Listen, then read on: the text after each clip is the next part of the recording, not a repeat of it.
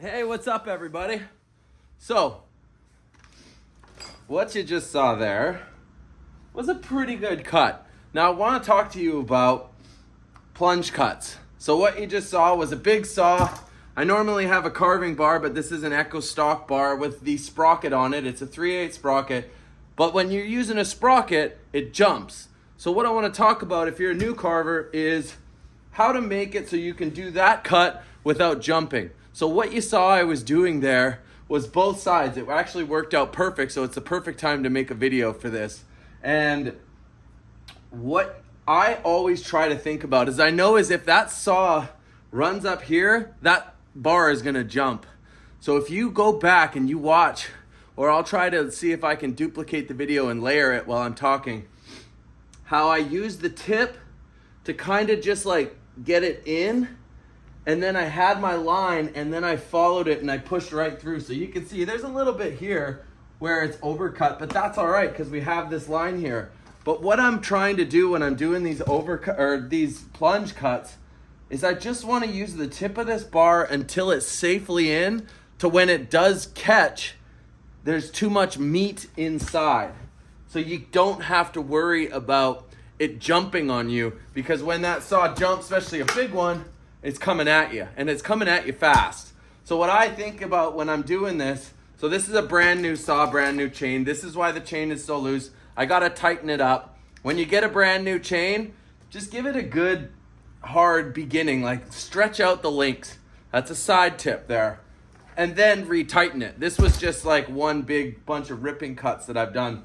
So when I was doing it like this, like the saw here, when you saw that, I was kind of pushing here, going in with the tip kind of like right here.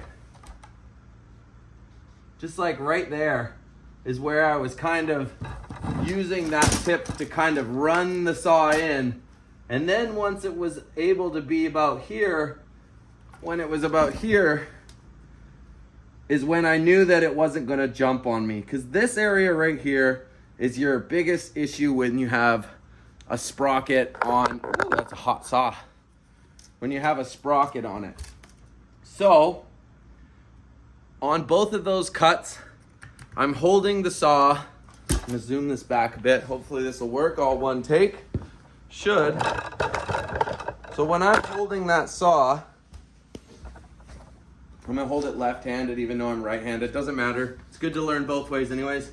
I'm holding it down here. So this part is like higher. Also, I'm not this close.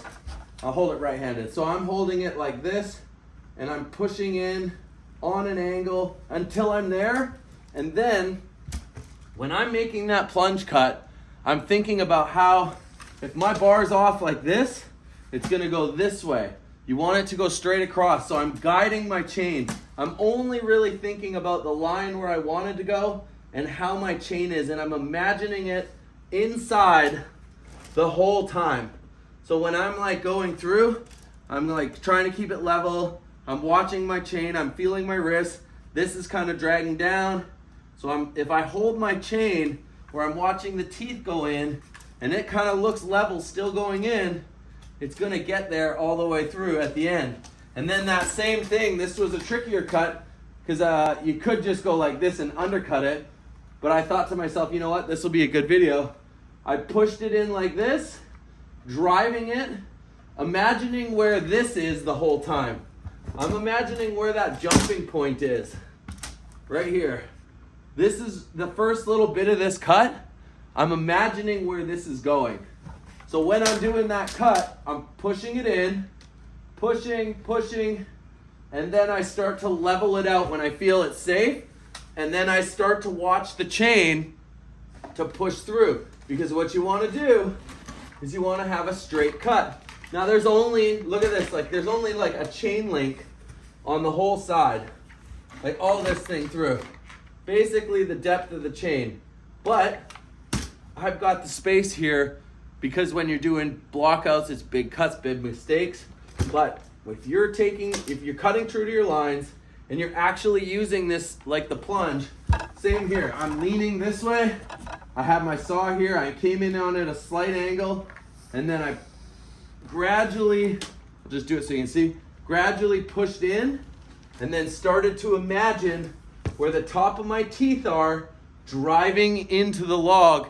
And then when you come to the end of the log, when you're doing any kind of plunge cut, if you come through fast, when you're going really fast, you're gonna see that it'll grab you sometimes, and then you gotta do that when it's stuck and you're just like, ah, and the teeth are stuck. It's because you went too fast and the teeth weren't able to go through, so that's why they're stuck, and you gotta then pull it through, get that to work. But what you do when you get to this end and you feel like you're close, just dial it back a bit.